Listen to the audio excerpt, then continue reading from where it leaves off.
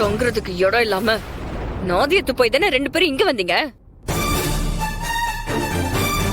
உங்களுக்கு படுக்கிறதுக்கு இடம் கொடுத்தா ஓசில சோறு போட்டா நீ இதுவும் பேசுவ, இதுக்கு மேலையும் பேசுவ. ஹேய் நிறுத்தடி.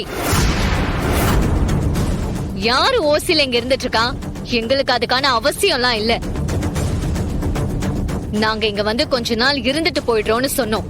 அதே மாதிரிதான் நாங்க சொன்ன நாள் முடிஞ்சதும் கிளம்பி போயிட்டோம். ஆனா எங்களை மறுபடியும் இங்க கூட்டிட்டு வந்தது இந்திராணி அண்ணி தான். அவங்க ஒரு ஆளுக்காக தான் நாங்க இங்க இருந்துட்டு இருக்கோம். இல்லனா எங்களுக்கு இங்க இருக்க வேண்டிய அவசியம்லாம் இல்ல. அப்படின்னா இந்திரா வந்து உங்களை வீட்டை விட்டு போக சொன்னா நீங்க போயிடுவீங்கல்ல?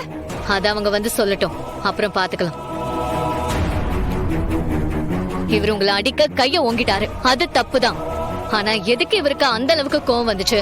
நீங்க இவரோட அம்மாவை பத்தி தப்பா பேசினதுனால தானே.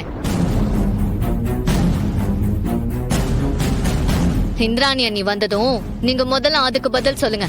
அப்புறமா அவங்க என்ன முடிவெடுக்கிறாங்கன்னு பாப்போம். ஓ, எனக்கே சவால் விடுறியா? அதையும் பாத்தரலாம். மா என்னம்மா நீ இவ கூட எல்லாம் சரிக்கு சமமா பேசிட்டு இருக்க? அக்கா வர வரைக்கும் என்னால வெயிட் பண்ணிட்டு இருக்க முடியாது. இப்பவே இந்த வீட்டை விட்டு போய் ஆகணும். நீ கிளம்புடா, போடா. டேய், அதான் அக்கா வந்ததுக்கு அப்புறம் பேசிக்கலாம்னு சொல்லிட்டு இருக்கோம்ல. உன் இஷ்டத்துக்குலாம் என்னால போக முடியாது. என்னது போக முடியாதா? டேய், இது ஏன் வீடுடா? என் வீட்டுல இருந்துட்டு என்ன எடுத்து பேசுவியா? போடா வெளியா, போடா. கபிலா, நீ பண்றது கொஞ்சம் கூட சரியில்லை. பேசாம இரு.